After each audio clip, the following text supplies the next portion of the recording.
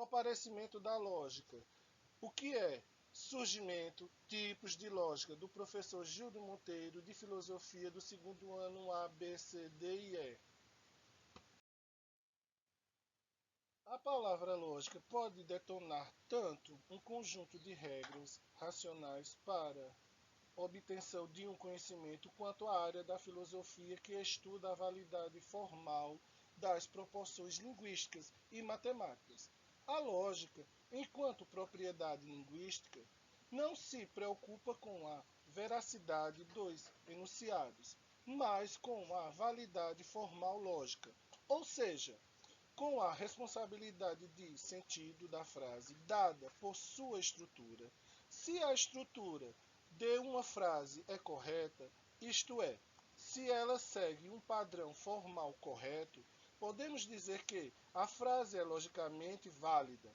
Na matemática, é a lógica que garante a estrutura formal racional das equações e demais elementos matemáticos, que, de algum modo, relacionam-se. Não podemos dizer que a lógica em si foi criada, mas sim descoberta. Desde que existe racionalidade, a lógica existe. Quem a descobriu foi Aristóteles. As suas criações dizem respeito apenas à nomenclatura que ele deu ao estudo sistemático daquilo que era a lógica. A lógica aristotélica, também chamada de lógica clássica, sustenta-se com base em princípios racionais e nos silogismos.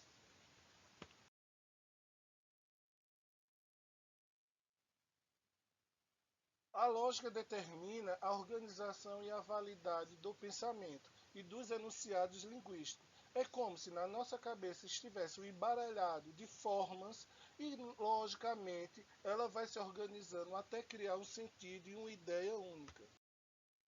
Na contemporaneidade, Kulob revolucionou a lógica ao misturar elementos matemáticos e linguísticos para o entendimento de enunciados e ao distinguir as noções do sentido e referente. Isso possibilitou aprofundamento na programação, o que, por sua vez, forneceu bases para a criação da informática e dos computadores.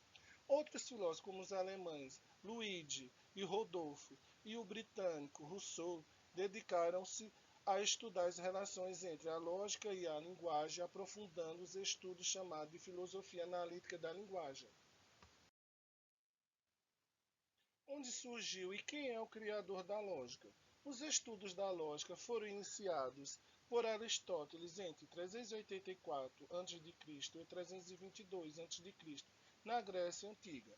Esse grande pensador percebeu que a maior distinção entre o ser humano e os demais animais é a linguagem. Ele também notou que há uma estrutura linguística que deve ser obedecida para que os enunciados tenham sentido.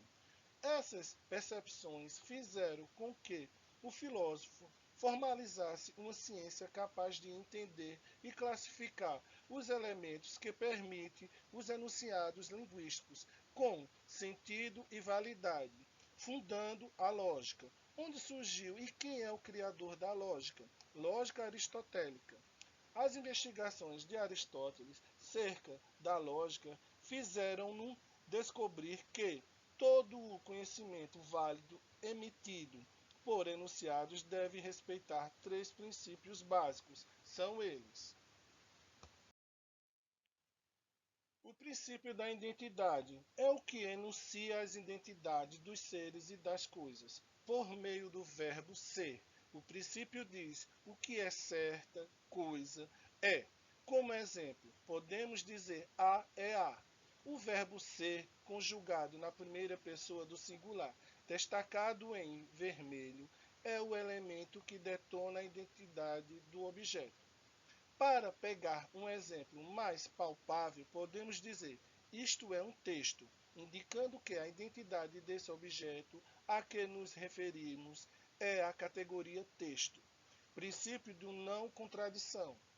Este princípio elementar diz que a identidade de algo não pode ser ela mesma e não a ser ela ao mesmo tempo e sob o mesmo aspecto.